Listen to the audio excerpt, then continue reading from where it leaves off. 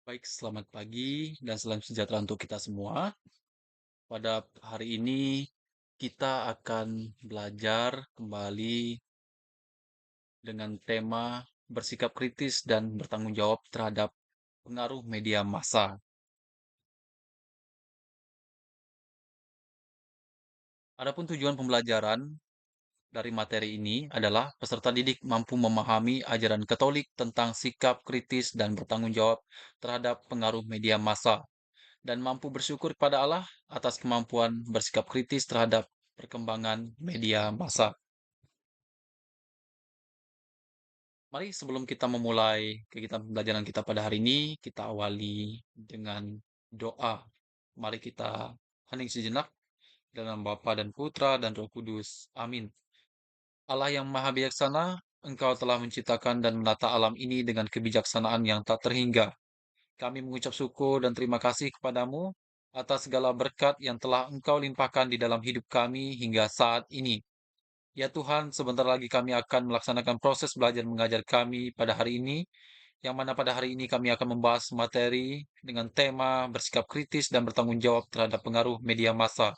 Kami mohon berkatilah pertemuan kami hari ini. Semoga melalui materi yang akan kami pelajari hari ini, kami semakin bijak dalam menggunakan media massa dalam kehidupan kami.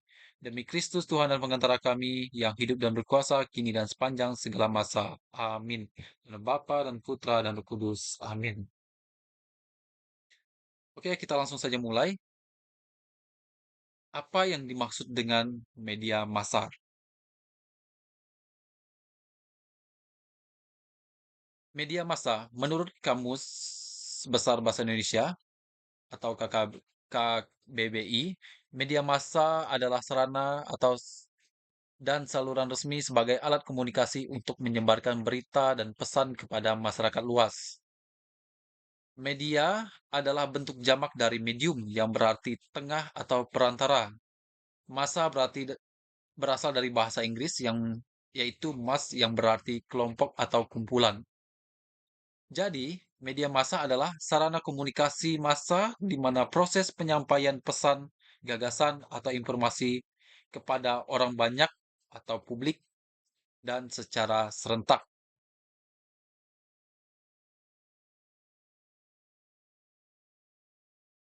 Contoh media massa. Yang pertama, media massa cetak. Media massa cetak adalah media massa yang dicetak dan dalam lembaran kertas, contohnya koran atau surat kabar, tabloid, majalah, buku, dan buletin, dan lain-lain. Yang kedua, media massa elektronik. Media elektronik adalah jenis media massa yang isinya disebarluaskan melalui suara atau audio, atau gambar hidup atau video dengan menggunakan teknologi elektro. Contohnya, radio, televisi, komputer, dan film. Media massa online, yang ketiga ya, media massa online, disebut juga media daring atau dalam jaringan, adalah media massa yang dapat kita temukan atau disajikan di internet atau situs web. Media online disebut juga situs berita atau news site atau portal berita atau news portal. Seperti Republika Online, Detik.com, Kompas Sibor, okejohn.com, kompas.com, tempo.com, tribunnews.com, dan fifa.co.id. Selain itu, media massa online yang bisa Anda gunakan sebagai ajang promosi seperti Facebook, Twitter, Instagram, Page, Google, YouTube, email, marketing, blog, kartus, dan lain sebagainya. Nah, itulah contoh-contoh dari media massa. Selanjutnya, fungsi dari media massa. Fungsi media massa menurut Undang-Undang Nomor 40 Tahun 1999 tentang pers. Yang pertama itu menginformasikan. Jadi media massa ini sebagai sarana untuk menginformasikan baik itu mungkin berita terkini tentang sesuatu peristiwa yang terjadi di mana, misalnya peristiwa banjir yang terjadi di suatu tempat atau gunung meletus. Nah, itu adalah salah satu dari fungsi media massa menginformasikan. Yang kedua, eh, fungsi media massa itu mendidik ya. Kalau kita lihat banyak tayangan-tayangan di televisi yang memberikan pendidikan. Contohnya mungkin tayangan televisi yang memberikan pendidikan tentang bagaimana menjaga kesehatan. Ada juga tayangan televisi yang menampilkan film atau film-film sejarah itu mau mengajak kita bagaimana perjuangan bangsa Indonesia ketika merebut kemerdekaan waktu itu. Dan masih banyak lagi tentang budaya juga, itu juga eh, duk- apa juga merupakan suatu tayangan yang mendidik ya sebagai sarana mendidik. Oke, selanjutnya menghibur. Nah, ini banyak sekali contoh-contohnya seperti eh, tayangan konser musik yang ditayangkan di media massa seperti di TV. Itu salah satu cara menghibur.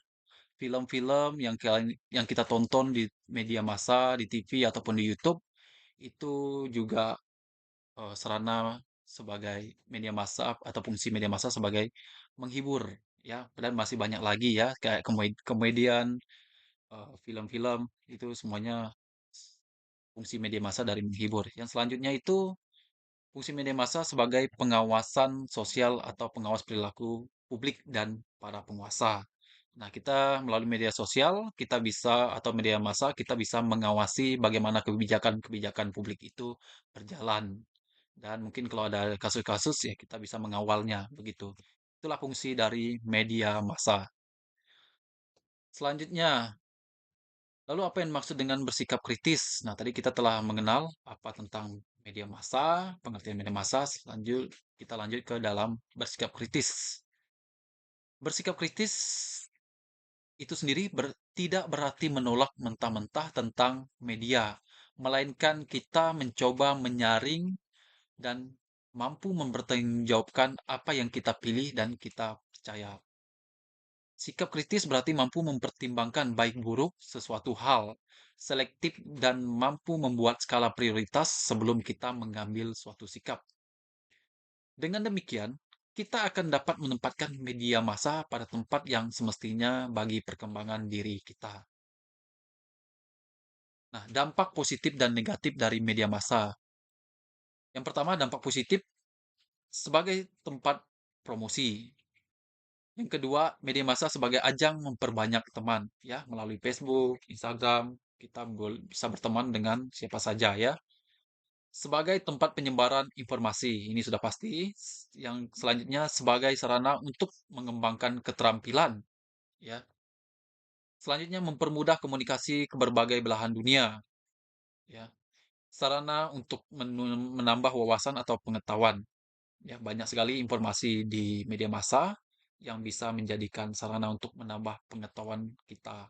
Ya.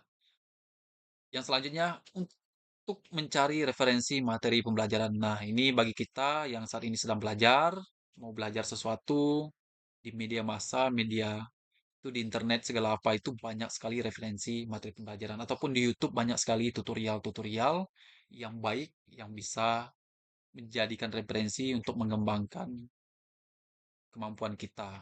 Oke, itu dampak positif. Nah, selain dampak positif, tentunya pasti adanya dampak negatif. Ya. Ada dampak negatif dari media massa. Ya. Yang pertama itu kecanduan media sosial. Ya. Yang kedua, kejahatan dunia maya. Yang ketiga itu merusak otak. Ya, kalau terlalu banyak kita scroll media sosial, itu akan merusak otak kita. Dampak negatif selanjutnya, penyebaran pornografi. Selanjutnya, perjudian atau judi online. Banyak orang yang saat ini terkena kasus judi online ya, melalui situs media massa ya. Lupa waktu dapat merusak mental sekaligus pola pikir anak tanpa pandang bulu. Nah, yang terakhir, dampak negatif dari media massa yaitu penyebaran berita hoax ya. Jadi, tidak semua berita yang ada di media massa itu benar ya. Jadi makanya kita harus mempunyai sikap kritis untuk melihat informasi itu dan mencari kebenarannya dulu dari mana sumbernya, pastikan dulu barulah kita eh, menanggapi atau melihatnya Jangan sampai kita salah satu orang yang tertipu atau bahkan menyebarkan berita hoax, ya. Nah, ini dampak positif dan negatif dari media massa. Tentunya selain yang saya sebutkan di sini, masih banyak lagi dampak positif dan negatif dari media massa. Nah, apa hukumnya bagi penyebar berita hoax? Ya, apa penyebarnya? Menurut Undang-Undang ITE Pasal 28 ayat 3 Undang-Undang Nomor 1 Tahun 2024 yang berbunyi, setiap orang dengan sengaja menyebarkan informasi elektronik dan atau dokumen elektronik yang diketahui memuat pemberitahuan bohong yang menimbulkan kerusuhan di masyarakat. Kemudian, orang yang melanggar ketentuan pasal ini berpotensi dipidana penjara paling lama 6 tahun dan atau denda paling banyak 1 miliar. Nah, itu ya. Jangan sampai Anda salah satu dari korban berita hoax ya, karena dapat dipenjara ataupun kena denda gara-gara kejahilan tangan kita, kita bisa masuk penjara ya, jangan sampai. Oke, kita melihat ajaran kitab suci dan ajaran gereja tentang media massa. Pertama kita lihat dari ajaran kitab suci. Ajaran kitab suci tentang media massa, pertama kita lihat dari Tesalonika bab 5 ayat 16 sampai 22. Berbunyinya, bersukacitalah senantiasa, tetaplah berdoa, mengucap syukurlah dalam segala hal. Sebab itulah yang dikehendaki Allah di dalam Kristus Yesus bagi kamu. Janganlah padamkan roh dan janganlah anggap rendah nubuat-nubuat. Ujilah segala sesuatu dan peganglah yang baik. Jauhkanlah dirimu dari segala jenis kejahatan. Nah, ayat ini mau mengajarkan kepada kita untuk menguji dan menilai segala sesuatu terlebih dahulu, ya, sebelum kita menyebarkannya. Termasuklah informasi yang diterima dan kita terima, kita diminta untuk memegang yang baik. Ya, pastikan informasi yang kita terima itu benar. Nah, baru kalau benar dan akurat, kalau kita mau menyebarkan, silahkan. Tetapi kalau informasi itu buruk atau salah, lebih baik jangan disebarkan, ya, supaya tidak terjadi pemberitaan bohong. Yang kedua itu dari Efesus bab 5 ayat 8 sampai 11. Memang dahulu kamu adalah kegelapan, tetapi sekarang kamu adalah terang di dalam Tuhan. Sebab itu, hiduplah sebagai anak-anak terang, karena terang hanya berbuahkan kebaikan dan keadilan dan kebenaran, dan ujilah apa yang berkenan kepada Tuhan. Janganlah turut mengambil bagian dalam perbuatan-perbuatan kegelapan yang tidak berbuahkan apa-apa, tetapi sebaliknya telanjangilah perbuatan-perbuatan itu, tetapi sebaliknya telanjangilah perbuatan-perbuatan itu. Nah, dalam ayat ini mau mengajarkan kepada kita untuk tidak terlibat dalam tindakan yang tidak berguna atau salah, dan ayat ini mau mengajak kita untuk selalu menyebarkan informasi yang benar agar kita bisa menjadi terang bagi dunia. Selanjutnya tentang dari ajaran gereja tentang media massa. Yang pertama kita lihat dari dokumen gereja dari Inter Merifica artikel 9 tentang kewajiban-kewajiban para pemakai media komunikasi sosial atau media massa. Kewajiban-kewajiban khusus mengikat semua penerima, yakni para pembaca, permisa, dan pendengar yang atas pilihan pribadi dan bebas menampung informasi-informasi yang disiarkan oleh media itu. Sebab cara memilih yang tepat minta supaya mereka mendukung sepenuhnya segala sesuatu yang menampilkan nilai keutamaan, ilmu pengetahuan dan pengetahuan. Sebaliknya, hendaklah mereka menghindari apa saja yang bagi diri mereka sendiri menyebabkan atau memungkinkan timbulnya kerugian rohani atau yang dapat membahayakan sesama karena contoh yang buruk atau menghalang-halangi tersebarnya informasi yang baik dan mendukung tersiarnya informasi yang buruk. Hal itu kebanyakan terjadi dengan membayarnya iuran kepada para penyelenggara yang memanfaatkan media itu karena alasan-alasan ekonomi semata-mata. Maka supaya para penerima itu mematuhi hukuman moral, hendaknya mereka jangan melalaikan kewajiban untuk pada waktunya mencari informasi tentang penilaian-penilaian yang hendak yang mengenai semuanya itu diberikan oleh instansi-instansi yang berwenang dan untuk mengikutinya sebagai pedoman menurut suara hati yang cermat. Untuk lebih mudah melawan dampak-dampak yang merugikan dan mengikuti sepenuhnya pengaruh-pengaruh yang baik, hendaknya mereka berusaha mengarahkan dan membina suara hati mereka dengan upaya-upaya yang cocok. Selanjutnya dari Inter Merifica artikel 10 tentang kewajiban-kewajiban kaum muda dan para orang tua. Hendaknya para penerima terutama di kalangan kaum muda berusaha supaya dalam memakai upaya-upaya komunikasi sosial mereka belajar mengendalikan diri dan menjaga ketertiban. Kecuali itu hendaklah mereka berusaha memahami secara lebih mendalam apa yang mereka lihat, dengar dan baca. Hendaklah percakapan dengan para pendidik dan para ahli, dan dengan demikian mereka belajar memberi penilaian yang saksama. Sedangkan para orang tua hendaknya menyadari sebagai kewajiban mereka menjaga dengan sungguh-sungguh supaya tayangan-tayangan terbitan tercetak dan lain sebagainya yang bertentangan dengan iman serta tata susila jangan sampai masuk ambang pintu rumah tangga dan jangan sampai anak-anak menjumpai di luar lingkungan keluarga. Nah, itu ajaran gereja tentang media massa. Intinya dari kedua ajaran ini mengajak kita untuk selalu bersikap kritis terhadap eh, pengaruh ataupun terhadap media-media ataupun terhadap informasi-informasi yang tersebar dari media massa itu kita cek dulu kebenarannya, tanyakan dulu kepada orang-orang yang lebih kompeten atau para ahli yang bisa dijadikan sumber yang baik untuk kita. Dan jangan sampai kita menjadi salah satu orang yang menyebarkan berita bohong tersebut ya yang berakibatkan kita bisa terkena undang-undang ITE dan dapat masuk penjara. Oke, selanjutnya, bagaimana strategi menghadapi pengaruh negatif media massa? Yang pertama, kita membangun kesadaran dulu, kesadaran kritis tentang konten yang dikonsumsi. Nah, kita harus sadar, gunakan hati nurani apakah konten itu baik atau konten itu malah menjerumuskan kita ke hal yang tidak baik. Ya, dari diri kita dulu sadar. Yang kedua, memperkuat identitas Katolik dan nilai moral melalui pendidikan agama dan diskusi keluarga. Nah, kita harus memperkuat dulu nilai-nilai Katolik ya.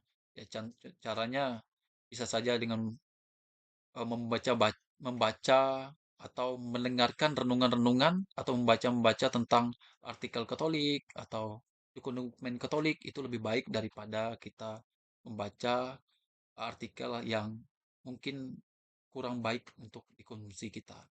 Ya. Terus yang ketiga itu mengatur waktu dan penggunaan media sosial atau media massa dengan bijaksana. Kita sendiri yang harus mengatur waktu itu karena dengan demikian kita bisa bijak menggunakan. Jangan sampai kita larut dalam penggunaannya dan membuat kita kecanduan. Ya. Yang keempat, mencari dukungan dari komunitas Katolik dan konselor jika diperlukan.